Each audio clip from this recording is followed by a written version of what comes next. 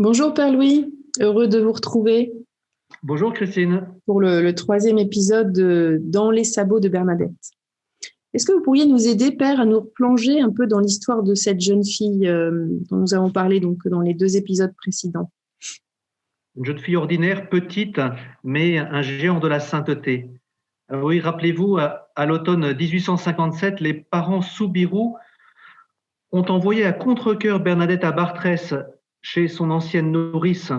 C'est aussi une bouche de moins à nourrir pour la famille. Et là, elle accomplit tout le travail qu'on lui confie, les tâches ménagères, la garde des enfants, la garde des moutons. Et Bernadette reçoit de temps en temps aussi quelques leçons de catéchisme parce que, souvenons-nous, elle a vraiment ce désir profond, ardent de faire sa première communion.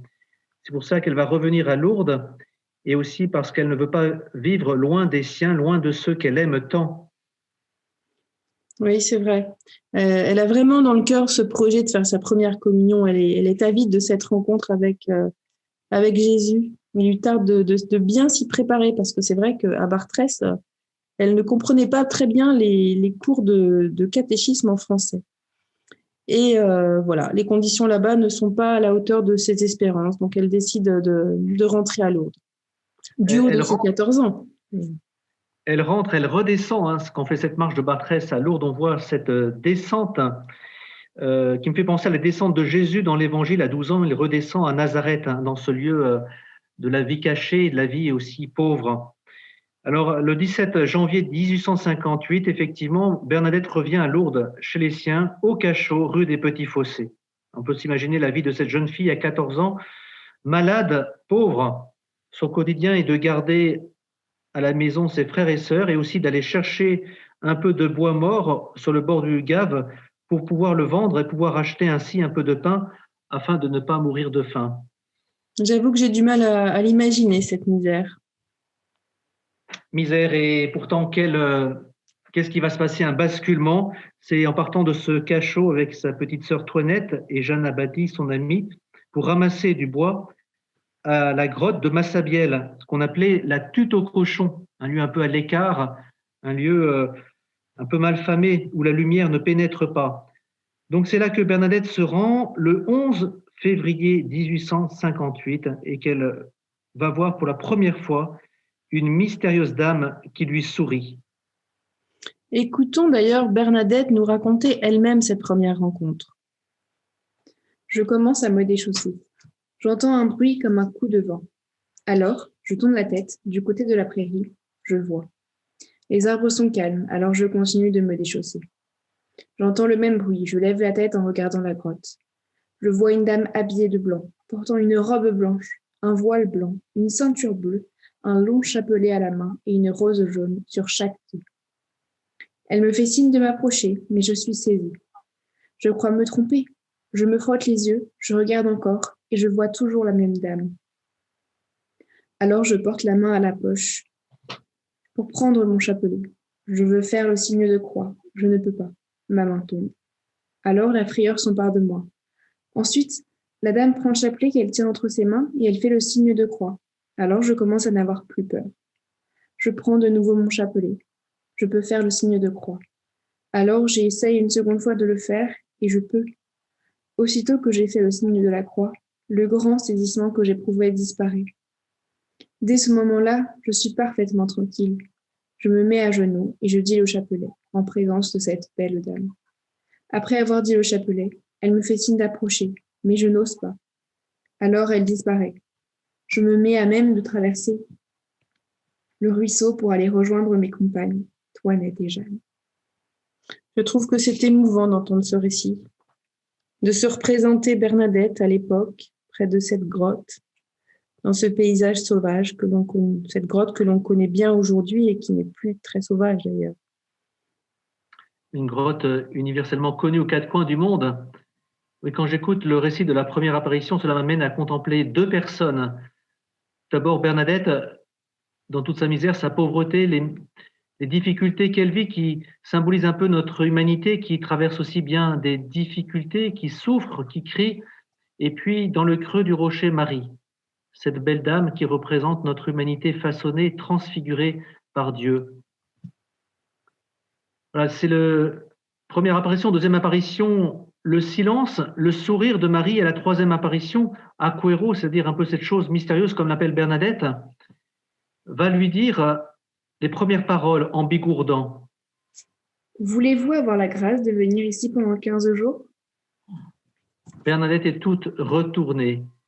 Oui, la dame lui parle comme à une personne importante. Elle la vouvoie. Elle lui parle dans la langue qu'elle comprend et Bernadette se sent profondément respectée et aimée. Son existence est transfigurée par la présence aimante et souriante de Marie. Elle dira le sourire de Dieu lui-même. Oui, comment ce récit de cette première apparition à la grotte, il y a 150 ans, nous parle, nous rejoint, nous, depuis notre 21e siècle? Peut-être une première piste, c'est Dieu prend soin de nous. Voilà, ce qui me touche, c'est que la Vierge choisit la plus pauvre, la plus ignorante pour révéler à chacun qu'il occupe une place unique dans le cœur de Dieu. Ce qui arrive à Bernadette, c'est ce que nous sommes tous invités à faire, découvrir notre beauté intérieure. Chez Isaïe, Dieu dit « J'ai gravé ton nom sur la paume de mes mains, tu as tant de prix pour moi ». Et saint Paul, dans la première aux Corinthiens, ce qui est d'origine modeste, méprisé dans le monde, ce qui n'est rien, voilà ce que Dieu a choisi. Oui. C'est vrai qu'après la troisième apparition et jusqu'à la 8e rencontre, et ainsi que les 2 premières apparitions, d'ailleurs, il n'y a pas de parole. Il y a Bernadette qui entre plus dans cette expérience du silence, de la contemplation, de la prière. Marie, comme Bernadette, intériorise et approfondissent leur dialogue initial. Moi, en tout cas, c'est ce qui me touche également, c'est ce silence dans ces premières apparitions, et ça me donne envie ça me donne envie d'aller davantage vers ce silence dans nos cœurs, dans nos vies, dans nos maisons, et de garder peut-être plus d'espace dans nos agendas pour faire silence, pour faire davantage de place à notre intériorité. Après, donc il y a effectivement ce silence, et puis j'associe aussi au discours du pape très actuel qui nous encourage à revenir à la source de notre foi, en portant notre attention aux plus pauvres, à ceux qui sont en périphérie.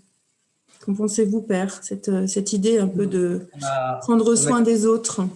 Dieu prend soin de nous, Marie prend soin de Bernadette, et en retour, on peut dire aussi prendre soin les uns des autres. Effectivement, le pape nous parle de la périphérie, c'est-à-dire de regarder ces lieux de misère, de toucher, de sentir. Et là, la grâce est là. Être attentif aux plus pauvres, être attentif à tous ceux qui sont le plus loin, mais aussi les plus proches de nous. Quel regard, quelle attention pouvons-nous porter sur notre conjoint, sur nos enfants, nos parents, et peut-être avant tout sur nous-mêmes. Oui.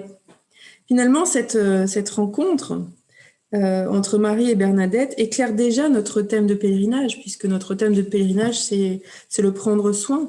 Dieu prend soin de nous pour qu'à notre tour, nous prenions soin de nous-mêmes, de notre intériorité, pour pouvoir prendre soin des autres. Voilà en tout cas, le message que l'on peut retenir de ces premières apparitions. Voilà. Nous arrivons à l'issue de cette troisième rencontre, et nous nous retrouvons le mois prochain, Père, pour nous remettre à nouveau dans les sabots de Bernadette et la laisser à nouveau nous inspirer et nous guider par Marie. Merci, Père. Merci, Christine. Je peux révéler le prochain lieu. Nous resterons toujours à la grotte, mais nous irons gratter un peu la terre pour découvrir ce qui est caché sous la terre. Très bien. Merci, Père, et à bientôt. Au revoir. À bientôt.